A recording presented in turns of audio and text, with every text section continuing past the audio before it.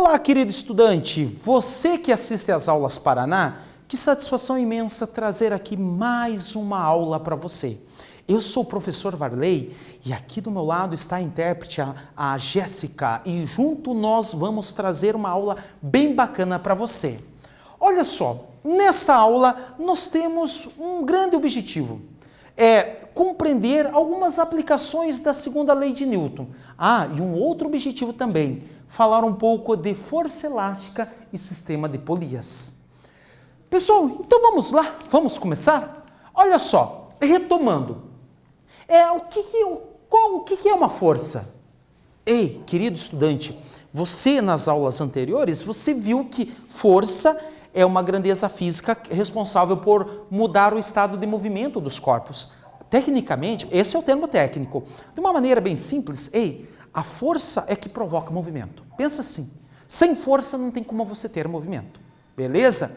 Então, se um corpo está parado, você precisa de uma força para fazer esse corpo entrar em movimento.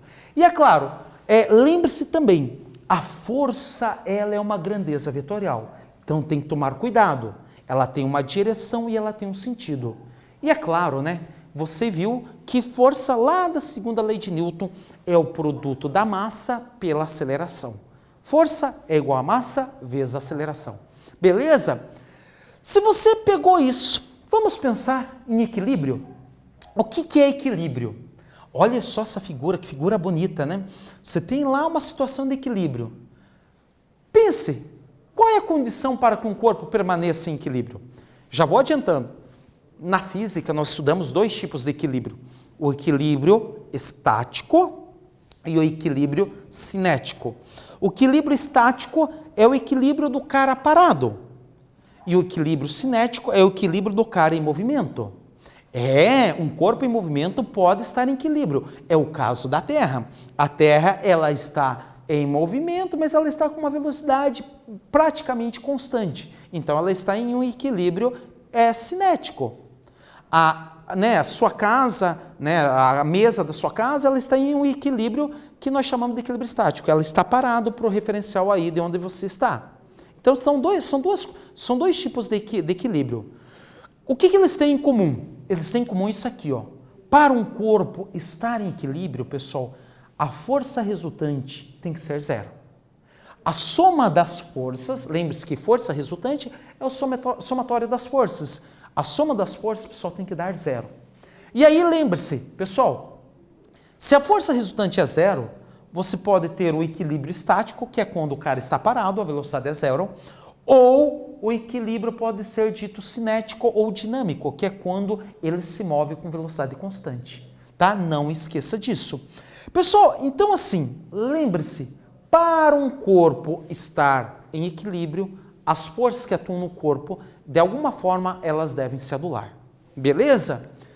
Se você pegou essa parte, pessoal, vamos um pouquinho adiante. Imagine você o seguinte.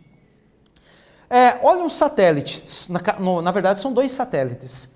Podemos dizer que esses dois satélites orbitando em torno da Terra estão em equilíbrio? O que você acha? Será que eles estão em equilíbrio? Pessoal, lembre-se do que nós acabamos de ver. Para estar em equilíbrio, digamos que eles estejam orbitando, eles estão em movimento. Para eles estarem em equilíbrio, a força resultante tem que ser zero. Eles devem estar, de alguma forma, pessoal, as forças devem estar se anulando. E aí, é claro, pessoal, a resposta é bem simples. Se eles estão com velocidade constante, não esqueça, a velocidade constante, cara, a aceleração tem que ser zero. E se a aceleração é zero, a força resultante é zero. Deste modo, as forças estão se anulando. Então, se as forças se anulam, pessoal, a força resultante é zero. E você acabou de ver que quando elas se anulam, a força resultante é zero, então esse corpo está em equilíbrio. Nesse caso, eles estão em movimento, com velocidade constante, então eles estão no equilíbrio cinético ou dinâmico. Beleza? Pessoal, veja, se você pegou essa parte, pense um pouquinho na força elástica. O que é a força elástica? A força elástica ela é uma força que sempre surge quando você deforma um corpo com propriedades elásticas. Sei lá, você pega uma mola, a mola tem propriedade elástica? Claro que tem. Você pode alongar, ali você vai ter uma força elástica, ou você pode comprimir. Também, nos dois casos, você vai ter uma força elástica. Mas é só mola? Não. Você pode pegar, você conhece o famoso estilingue, bodoque, etc. Eu não sei qual é a região que você mora, cada região, né, fala um nome, que é a cetra, aquilo que, né, o pessoal usa para atirar pedras, o famoso bodoque. Tem vários nomes. Ali você tem um elástico, e se você deformar esse elástico, ali você vai ter uma força do tipo elástica. Então, olha só, olha que interessante. A força elástica, pessoal, então, simples assim, ela sempre vai atuar quando você deformar o corpo elástico. Por exemplo, se você pegar uma bolinha de tênis, por exemplo, e soltar de uma certa altura, digamos que, olha essa figura, digamos que seja uma bolinha de tênis, ela vai colidir com o solo, com o chão, e a bolinha de tênis, ela tem propriedades elásticas, ela vai deformar, e essa deformação, né, o corpo vai querer restituir, vai querer voltar ao normal, e ali vai ter uma força do tipo elástica. É claro que a força elástica depende de algumas coisas. Por exemplo, quero que você imagine comigo essa situação. Imagine você o seguinte, nós temos duas molas. Eu vou ler a atividade para você. Eu falo assim, temos duas molas, a mola 1 e a mola 2, feitas do mesmo material, com o mesmo comprimento, e elas estão representadas nessa figura. Imagine que você irá apoiar suas mãos ao mesmo tempo na extremidade inferior de cada uma mola. Qual delas você irá sentir maior facilidade de puxar e por quê? Pessoal, imagine você que você pega com a mão esquerda a mola 1, a mão direita a mola 2, e você vai puxar. Poderia ser empurrar também, né? Não muda. Você tenta deformar puxando ou tenta deformar empurrando. Pessoal, qual delas você vai sentir maior facilidade de puxar ou de empurrar? Ei, você terá um tempo e eu espero que você acerte esse exercício. E na sequência nós vamos voltar com uma correção.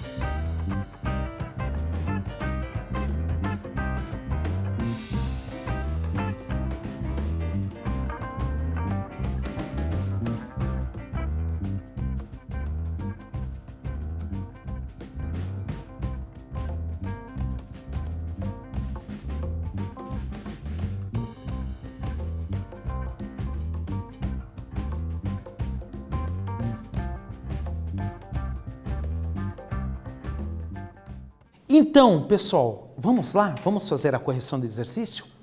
Lembre-se, nesse exercício são duas molas do mesmo material. Só que, então imagine você tem a mola 2 está mais grossa, está mais espessa. A mola 1, ela está mais fina. Então, claro que se eu vou conseguir, pessoal, deformar com maior facilidade a mola 1. A mola 2 eu vou ter menos facilidade, ou ainda vou ter mais dificuldade de alongar a mola 2. Porque se elas são feitas do mesmo material, tecnicamente essa mola 2 ela é mais dura. A mola 1, ela é bem mais mole, porque bem menos massa, tá? Ela é feita do mesmo material e isso interfere. Pessoal, sabendo que você pegou a ideia desse exercício, um exercício bem simples, agora nós vamos um pouquinho adiante. Falando um pouquinho do sistema de polias. Polias. Ei, aluno, polias. Você tem lá algo circular, né? Um círculo, né? Uma polia qualquer. E essas polias, pessoal, elas têm uma história assim que são bem antigas, na verdade. Aliás, diz a lenda que o grande cientista Arquimedes, ele conseguiu, pessoal, desencalhar um navio sozinho. E, aliás, diz a história que ele apostou com o rei, que ele conseguia desencalhar. Ele apostou com algumas pessoas que ele conseguia levantar um navio, um barco, né? Um barco na época dele, nós estamos falando de, pessoal, antes de Cristo, e usando o sistema de polias. Pessoal, então assim, é uma máquina simples, e essa máquina foi bem importante e até hoje é utilizado. Então assim, como é que funciona essa polia? Repare bem, pessoal, no estudo da física você tem dois tipos de polias, as polias fixas e as polias móveis. A polia fixa, ela te traz uma grande vantagem. Qual é a vantagem, pessoal? Ela muda a direção e o sentido da força. Repare bem, digamos que, olha só essa figura, digamos que você tem que levantar um caixote. Se você usar uma polia fixa, ao invés de você puxar o caixote de baixo para cima, você pode, usando uma corda e a polia, você pode puxar o caixote fazendo uma força para baixo. Então, você mudou a direção e o sentido da força. Essa é a principal vantagem de uma polia fixa. A polia móvel, pessoal, ela divide a força ao meio. Por isso que o Arquimedes conseguiu levantar um barquinho. Por quê? Porque ele usou polias móveis e ele conseguiu ir reduzindo essa força e ele conseguiu levantar o barco. Então, assim, pessoal, essa é um exemplo de polia fixa. Só que sim, repare bem, pessoal, uma atividade bem simples para você. Nessa atividade, ele fala assim, além do poço da história, aqui tem veja, pessoal, além da história lá de Arquimedes, né, que você sabe que ele conseguiu levantar um barco, e além dessa figura aqui, que é um poço de petróleo, né, pessoal, com certeza aqui tem polias. Aonde mais nós podemos encontrar polias? Essa é uma questão para você. Pare e pense, né? Porque às vezes você estuda e você não consegue visualizar isso no seu dia a dia. E aqui tem uma questão bem simples. Aonde que você tem polias no seu dia a dia? Você terá um tempo, pense. E na sequência nós vamos trazer algumas situações onde você tem polias. Então, até daqui a pouco, um minutinho só.